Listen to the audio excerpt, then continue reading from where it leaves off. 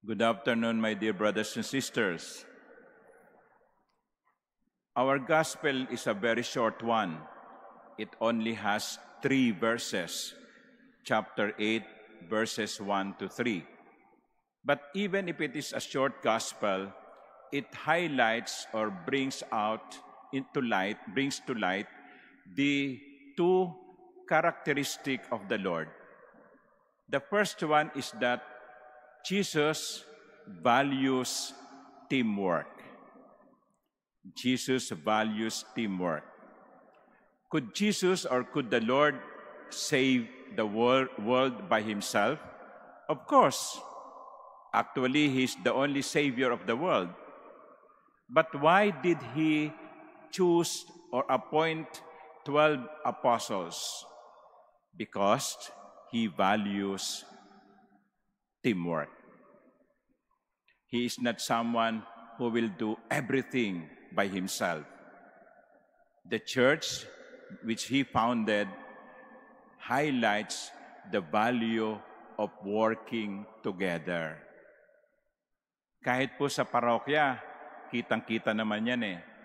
Kahit anong galing ng pari, kahit na anong sipag ng pari, kahit na anong husay ng pari, hindi niya pwedeng gawin ng mag-isa ang lahat. Kailangan niya ang mga tao, kailangan kayo ng simbahan. That is why the Lord, chose the 12 in order to highlight the need for everyone participating. Kaya po, huwag ninyo sasabihin, bahala si Father dyan, Kung may proyekto sa parokya, bahala si Father. Kapag kailangan ng mga evangelization o kinakailangan gumawa ng mga seminar para sa mga Katolikong hindi nagpupunta ng madalas sa simbahan, bahala si Father.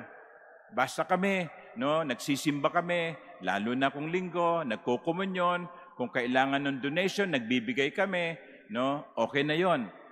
Mali po yon. Huwag po nating lahat ipabahala kay Father kasi hindi naman siya ang simbahan. Tayo, kayo at ako, tayo ang simbahan. So, the Lord values teamwork. That is why He appointed the 12 to highlight that everyone must participate in the mission work of the church. Uulitin ko, tayo ang simbahan.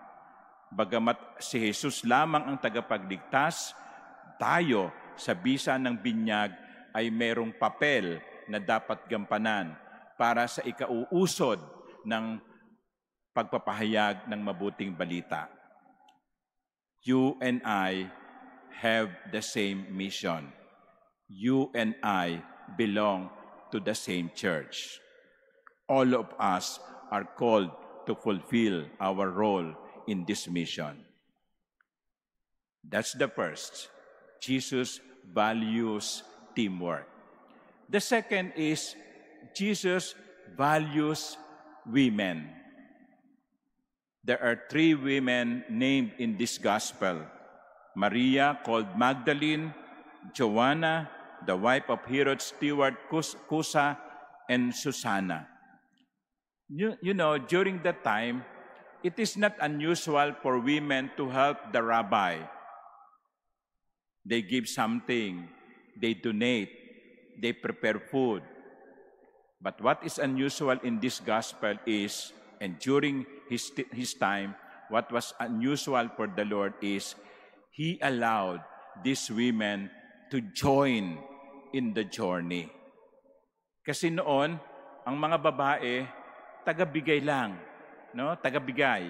Pag may kailangan ang Panginoon o kailangan ng pagkain, magdadala, kailangan ng matutulugan, they will provide. Ganun lang.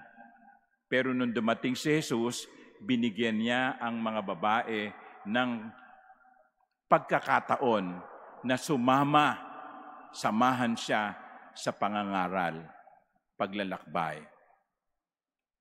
Jesus did not discriminate against women. Jesus gave importance and respect to women. You know, personally, looking back, this I think is my 6th assignment in the parish, in terms of parish assignment. And I could say that more than 50% of those who helped me during those assignments were women. Tinitingnan ko kayo ngayon no, mas mukhang marami pa rin ang babae sa loob ng simbahan. Yung mga volunteers sa parokya, marami ang babae. Yung mga nagseserve sa misa, marami ang babae. Babae ang buhay ng simbahan. Babae ang sigla ng simbahan. Kaya I would like to take this opportunity to express my gratitude and appreciation to all women servants of the church. Kung wala kayo sa simbahan, ang laking hirap para sa isang pare. Jesus values women. He did not discriminate because in the church, everyone is welcome.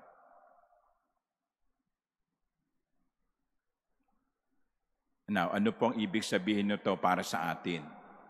Yung sinasabi ko kanina pa, ako at kayo, tayo ang simbahan. Ako at kayo, tayo ang simbahan. Amen.